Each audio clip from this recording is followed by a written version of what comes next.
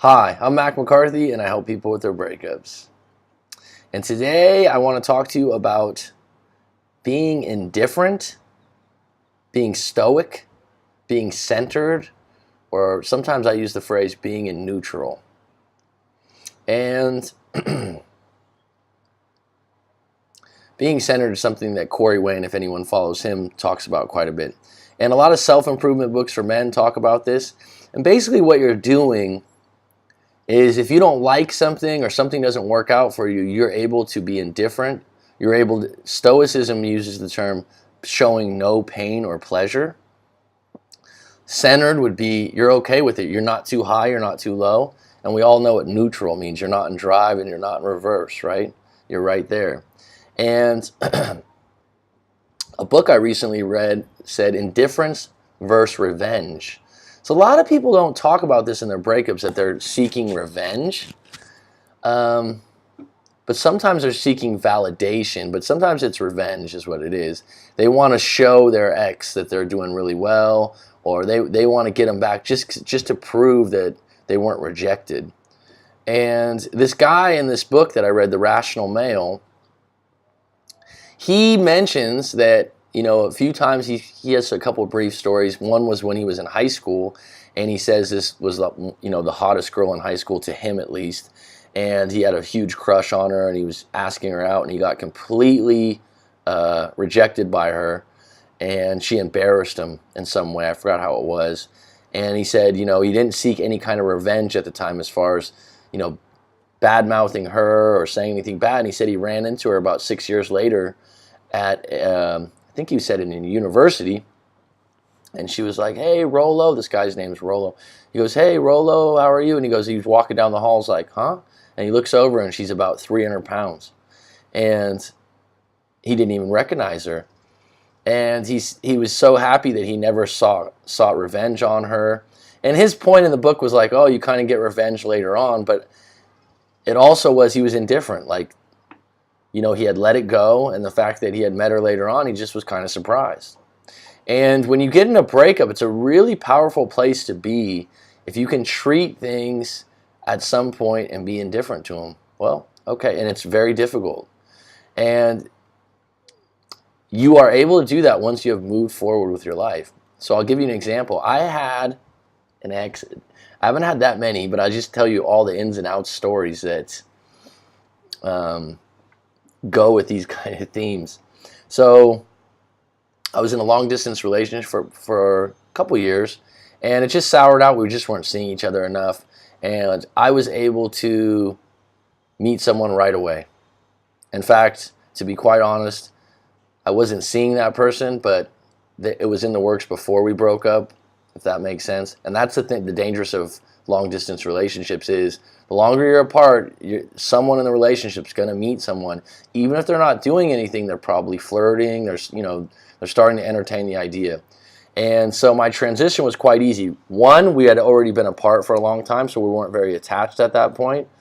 I loved and cared about her, and I thought she was a good girlfriend, but she wasn't willing to move to my area, and I wasn't willing to move to her area, and it was a 3-hour plane ride.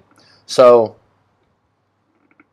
it got to a point where she wanted to break up, and like I said, I transitioned out of that really well because I had someone I was immediately dating, and I think we still talked because it wasn't bitter. It wasn't a bad breakup because, like I said, we just weren't seeing each other very much already. So it was kind of, we knew the end was inevitable at that point. So I think 2 or 3 weeks later, she calls me up and she says, oh, I started seeing my ex. And this ex that she used to go out with before, she had told me stories about the guy. And it wasn't a good relationship. I'll just put it that way. It seemed like it was a really bad relationship. And she wasn't very happy in the relationship. So for her to go back to the guy, I was kind of like, what? But I wasn't upset because I was already moved on. I was already accepting that we weren't together. I said, well, okay. I mean, if that's what you want to do, and, you guys had a good dinner or lunch, I forgot what it was, and she wanted to tell me that. She was looking for a reaction. To me, I was indifferent, I was stoic, I was neutral. And I was honestly like that. I wasn't trying to be that way because I already was moved on. I already knew it was going to work with us, and I was already starting to see someone else and have eyes for someone else. Did I miss her? Yeah. Was I upset that we weren't able to carry that thing on? Yeah. But when she told me that, I was completely indifferent. I mean, I was centered. And because of that, over the next few months, and then maybe once every 2 or 3 months, we would chat. And like I said, I could talk to her, and she would go on maybe a few different things about her ex-boyfriend that's now her new boyfriend. And I would just listen a little bit, and I wouldn't give her too much. I'm not one of those, if you're going out with some guy, I'm gonna talk shit about someone I don't know. I've never even met him, so I would just be neutral about it and fine. And then she'd go, well, what about you? And I'd say, oh, I don't really want to talk about that. I'd just like to see how you're doing, how's work, how's school going, just to catch up. Because for me, I didn't want to share that. I didn't want to go there because I wasn't interested in trying to make her jealous or hurt.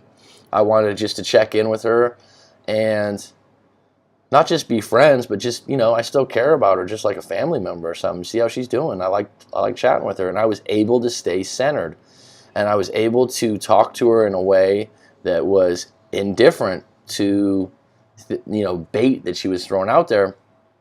And I just had a guy recently mention, I just made this video where he was in no contact for a month, got a date, was all excited, had a good date. The girlfriend tells him how great he is and how much she missed him. And then she drops a couple texts, he drops a couple texts, and then he starts getting into like, when are we getting back together? And it's like, wait a minute, you dropped out of center. You dropped out of being indifferent, right? And the thing about that is Stoicism is a big one to study. Marcus Aurelius, Seneca, these philosophers talk about it. And like I said, it's just being even keel, and it's difficult to do. It's difficult to do. It's difficult to get a hold of, but just to be self-aware of it.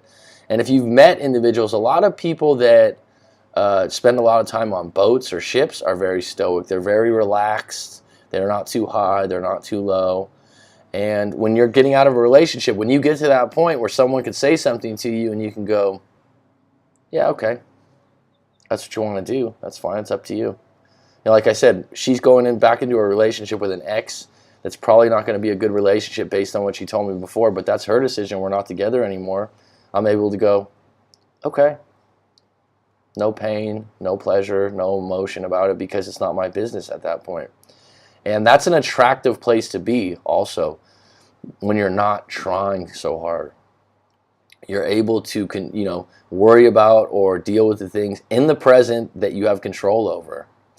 And things that you don't really have a strong opinion about or aren't going to serve you, you're able to go, okay, let's let that go. For me, politics, people bring up politics and Donald Trump right now and all this stuff.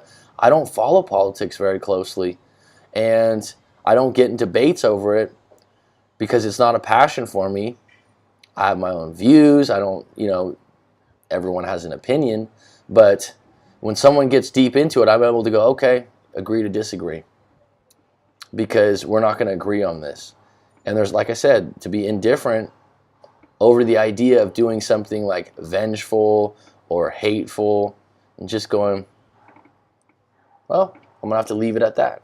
So I hope that helps you with the idea of indifference, being neutral, being stoic, or as Corey Wayne likes to say, being centered.